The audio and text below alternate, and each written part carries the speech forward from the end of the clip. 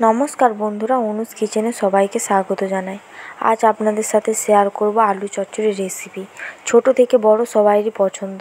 আশা করি রেসিপিটা আপনাদের ভালো লাগবে। তো চলুন বন্ধুরা, আজকে রেসিপিটি দেখে নেওয়া যাক। আলু চচ্চড়ি তৈরি করতে এখানে নিয়ে নিয়েছি আলুগুলোকে ছোটো ছোটো পিস করে কেটে নিয়েছি, ভালো করে ধুয়ে নিয়েছি। গ্যাসের ফ্লেমটাকে মিডিয়ামে রেখে কড়াতে দিয়ে দিয়েছি সাদা তেল। তেলটা গরম হয়ে আসলে দিয়ে দেবো কেটে রাখা আলুগুলোকে।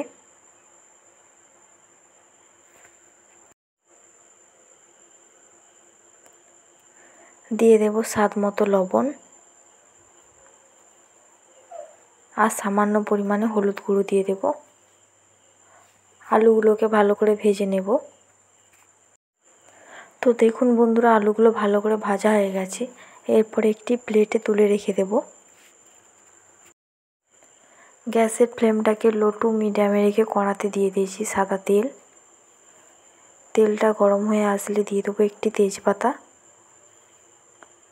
দুটো কাঁচা লঙ্কা। উপকরণগুলোকে ভেজে নেব। উপকরণগুলো ভাজা হয়ে আসলে দিয়ে দেবো টমেটো কুচি। দিয়ে দেবো সামান্য পরিমাণে লবণ, যাতে টমেটোগুলো ভাজা হয়ে যায়, তাড়াতাড়ি গলে আসে। টমেটোগুলোকে ভালো করে ভেজে নেব। তো দেখুন বন্ধুরা, টমেটোগুলো ভালো করে ভাজা হয়ে গেছে।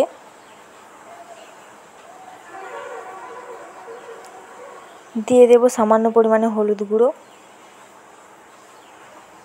সামান্য পরিমাণে লঙ্কা গুঁড়ো, সামান্য পরিমাণে জিরে গুঁড়ো,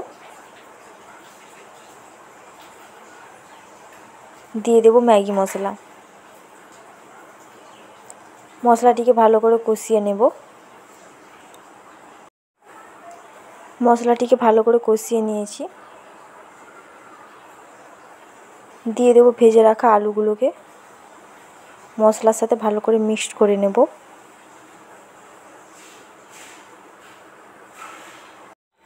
আলুগুলোকে মশলার সাথে ভালো করে মিশিয়ে নিয়েছি। পরিমাণ মতো জল দিয়ে 2 থেকে 3 মিনিটের জন্য রান্না করে নেব।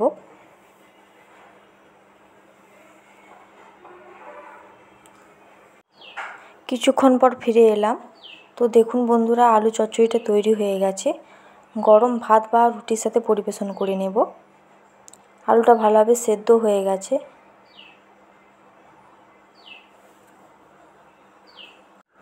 তো তৈরি হয়ে গেল আলু চচ্চড়ির রেসিপি। আশা করি রেসিপিটা আপনাদের ভালো লেগেছে। তাহলে একটি লাইক, শেয়ার, কমেন্ট করে দেবেন। তার সঙ্গে সাবস্ক্রাইব করার অনুরোধ রইল। আজকের ভিডিও এই পর্যন্ত। দেখা হবে নতুন কোনো রেসিপির ভিডিও নিয়ে। ভালো থাকবেন, সুস্থ থাকবেন। ধন্যবাদ।